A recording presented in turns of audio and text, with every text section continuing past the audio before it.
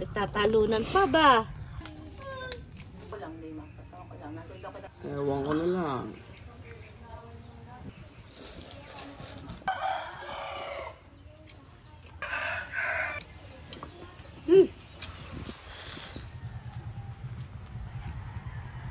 Good morning mga ye! Talaga naman good morning. Dito kami ngayon sa may malapit sa dagat kung saan isdaan. Halika't bumili ng ating ipang uulam at ipang babaon sa ating pupuntahan. So tara! Ang liwayway pa lang po, pasikat pa lang ang araw. Kailangan talaga maaga dito.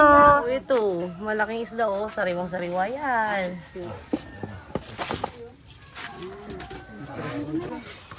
Ayan, bibili natin yung malaking malaki. Unasin nga ako. Kasama na lang sila na yan. Nagalaw pa yun eh. Tamo. Pero daw nga namin. Bibili natin to. 800 pesos lang. Napakalaki oh. Pwede rin isigang. Panigang, panigang. O yan. Ano na natin? Magkano kilo nito, ate? Tingnan natin. Ano yan? Isa.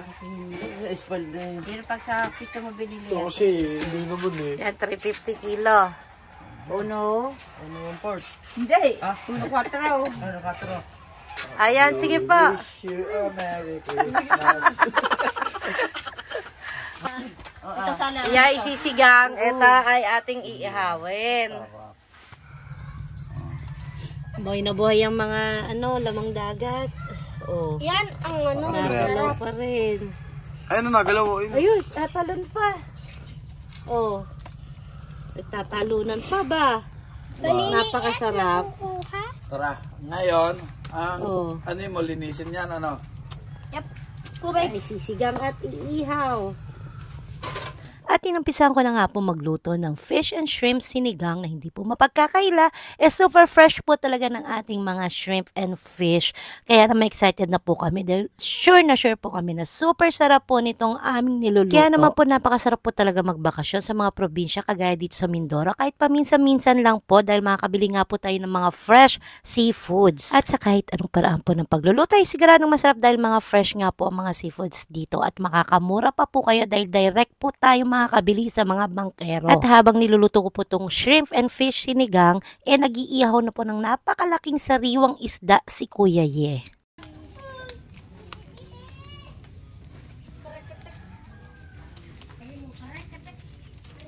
Ito. Yan na, dot. Pwede na no? Luto na yan, tiya? Ah. So, ayun daw ang sabi ng experts natin. Yun ang sabi ng expert. Luto na dahil kawang na daw ang balat.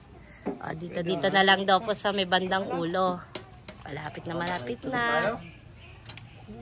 So ayan mga ye, luto na po ang ating fish and shrimp sinigang na napakasarap. At luto na rin po ang ating napakalaking inihaw na isda.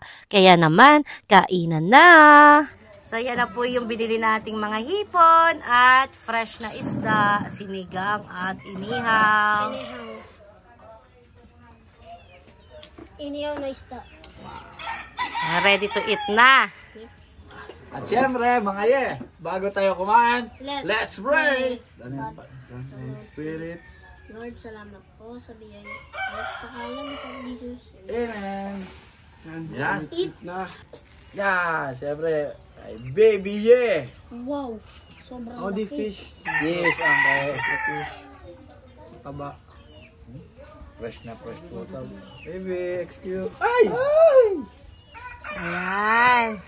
Ang sarap. Uy! Ay, sausawan natin. May kamatis, sibuyas, toyo, kalamansi. Sabaw.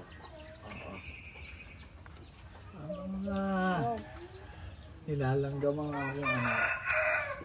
Kuya, hindi kita sasabaw. Alam ko, tatoyo, kalamansi, ano ka ha? Nay! Wow, Talaga napakasarap naman. ng isda. Oh. Ano natin? Yeah, open na, open! Ewan ko na lang. Laki oh. Grabe mo. Kuya, kain na po. Kain tayo na. Ayan. Wow, dami nga. Ayan, boy yan kanina, yung sugpong yan. Halutan na natin, baby, ha?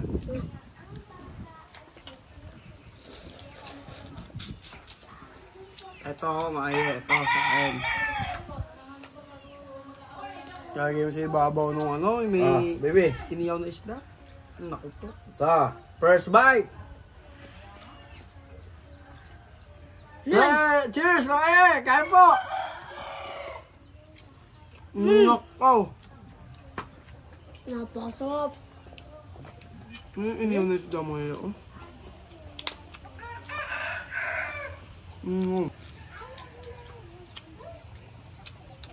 Oh. Napakasarap mga yan. Napakatamis ng fish. Oh.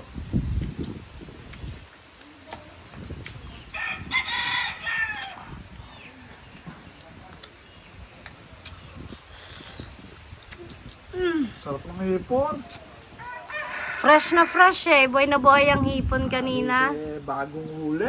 Tapos diretso luto. Ay.